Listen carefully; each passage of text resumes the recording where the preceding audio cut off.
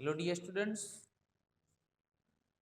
chapter 12, next question, describe Geiger master scattering experiment। इस experiment में total 2 diagram दिए, दोनों डायग्राम सेम है बट दोनों के व्यू डिफरेंट है। ठीक है, जैसे उसका कंक्लूसिव डायग्राम देखे तो दोनों इक्वल है, दोनों का वर्क फंक्शन भी सेम है बट दोनों का व्यू डिफरेंट है। जैसे फर्स्ट डायग्राम है उसमें यहाँ पे सोर्स ऑफ अल्फा पार्टिकल्स दिया है, तो अल्फा पार्टिकल्स है उसमें से ये जो बीम है वो यहाँ पे बीम ऑफ अल्फा पार्टिकल के फॉर्म में यहाँ पे आपको दिया है।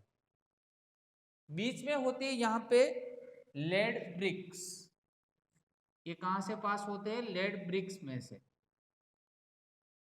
अल्फा पार्टिकल का जो सोर्स है वो लेड ब्रिक्स में से पास होता है, दैट मीन्स यहाँ से भी पास होगा, बीच में लेड ब्रिक्स होंगे। और ये इंसिडेंट कहाँ पे होते हैं? गोल्ड फॉइल पे इंसिडेंट होते हैं। जैसे ही इंसिडेंट होते हैं तो यहाँ पे different kinds of alpha particles जो है, ठीक है, अल्फा पार्टिकल्स है उसमें नंबर ऑफ स्कैटर्ड पार्टिकल जो है वो ये जो स्क्रीन आपको दी है उस स्क्रीन पे डिटेक्ट होते हैं।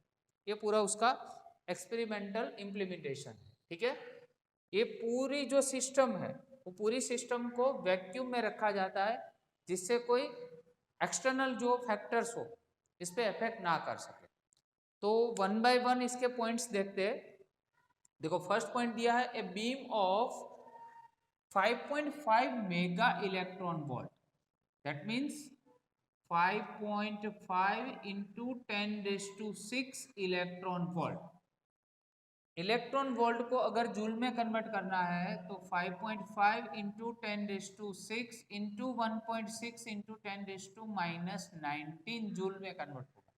दैट मीन्स अल्फा पार्टिकल की जो एनर्जी होती है वो जूल में अगर कन्वर्ट करो तो इतनी एनर्जी होगी। तो इतनी एनर्जी का जो अल्फा पार्टिकल है which is emitted from the bismuth. Bismuth क्या है? रेडियो एक्टिव एलिमेंट्स है, इसका एटॉमिक नंबर 83 है और एटॉमिक मास है 214।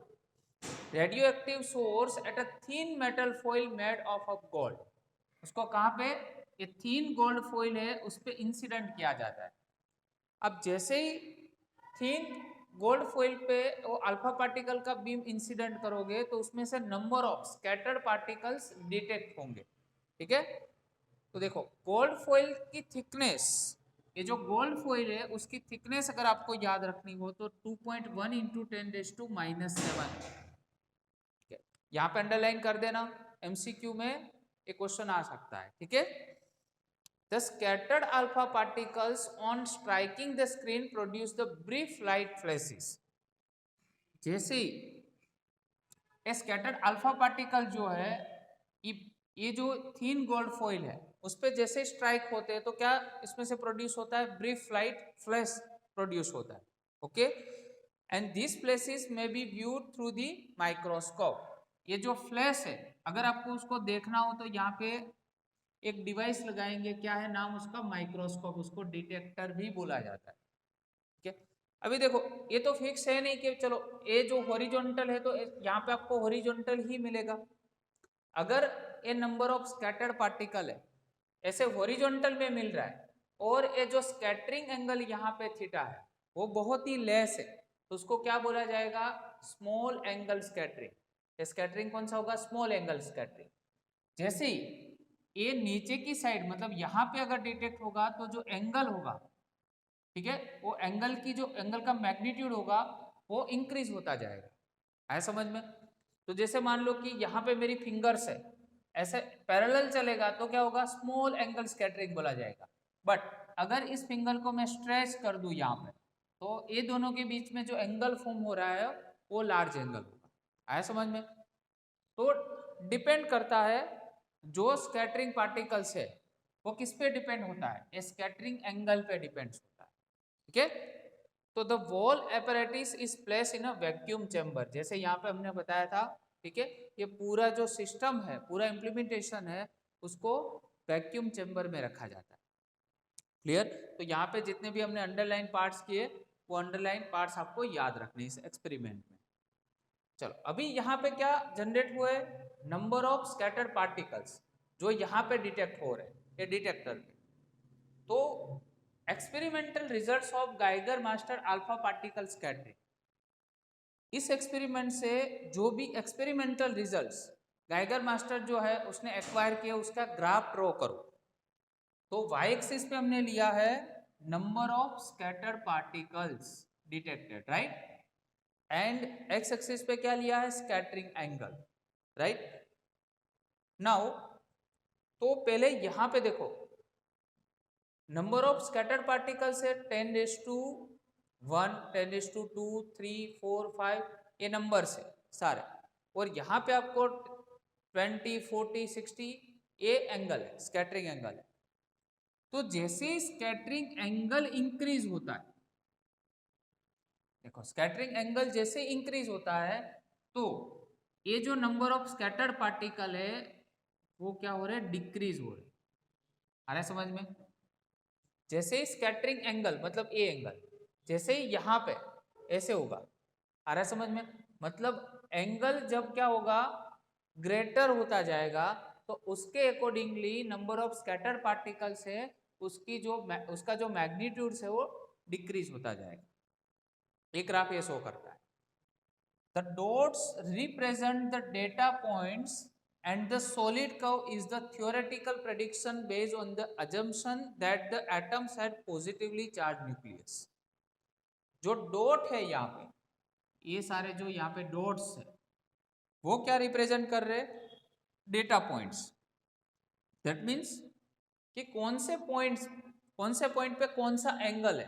मान लो कि यहाँ पे सपोज मैं अज्यूम कर दूं कि यहाँ पे 10 डिग्री एंगल है, तो 10 डिग्री पे कितने नंबर्स है, नंबर ऑफ स्कैटर पार्टिकल कितने, अप्रोक्स कितने हैं। तो यहाँ पे इसकी लाइन अगर अप्रोक्सीमेट हम देखें तो 10⁻6 और 10⁻7 के बीच में है। आया समझ में? तो इस तरह से दोनों के बीच का कोई एक वैल्यूज हम डेटा पॉइंट्स के फॉर्म में एक्वायर कर सकते हैं। बट यहाँ पे जो सॉलिड लाइन है, ये जो सॉलिड लाइन है वो क्या शो कर रही है, theoretical prediction based on the assumption that the atom has positively charged nucleus। Previous theory में भी हमने देखा था कि जो मिडल ऑफ द एटम होता है, कि जहां पे पूरे एटम का मास कॉन्सेंट्रेट होता है उसको क्या बोला जाता है, न्यूक्लियस। ठीक है, तो वहां पे मिडल में पॉजिटिवली चार्ज न्यूक्लियस है, इसका प्रेडिक्शन है शो करता है solid line. Many of the alpha particle pass through the foil, देखो ये जो फॉइल है उसमें से मैनी ऑफ द पार्टिकल्स तो पास हो जाते हैं, बट कुछ ऐसे भी पार्टिकल्स है जो यहां से रिटर्न बैक हो रहे।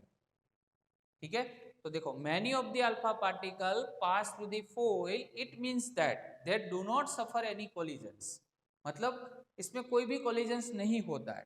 ओके, इसलिए वहां से मतलब इसमें से पास हो रहे हैं फॉइल में से।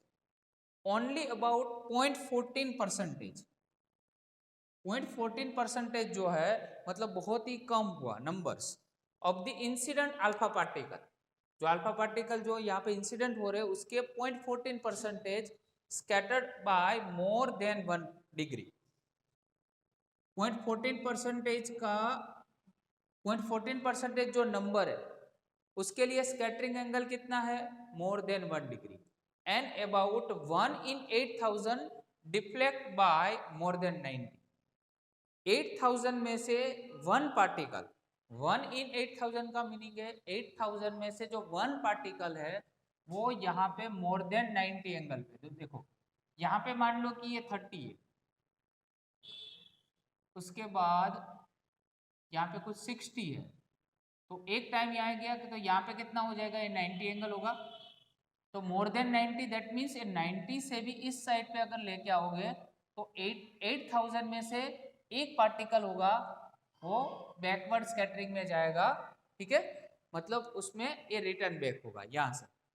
तो ये रिटर्न बैक क्यों हुआ, क्योंकि जो न्यूक्लियस है, ठीक है, वो आप जानते हो कि एटम में वो सेंटर पे है और वो पॉजिटिवली चार्ज क्योंकि उसमें प्रोटॉन्स होता है। ठीक है, तो जैसे अल्फा पार्टिकल एग्जैक्टली न्यूक्लियस पे स्कैटर्ड होते हैं तो वो पार्टिकल रिटर्न बैक होता है और उसका रेशियो आपको दिया है 1 in 8000, मतलब 8000 में से ऐसे एक पार्टिकल रिटर्न बैक होते हैं और उसका स्कैटरिंग एंगल होता है मोर देन 90 डिग्री। ओके, तो दो थ्योरी के बारे में हमने डिस्कस किया, एक एक्सपेरिमेंटल, ठीक है, इम्प्लीमेंटेशन, एंड सेकंड जो है उसके results. Okay, thank you very much.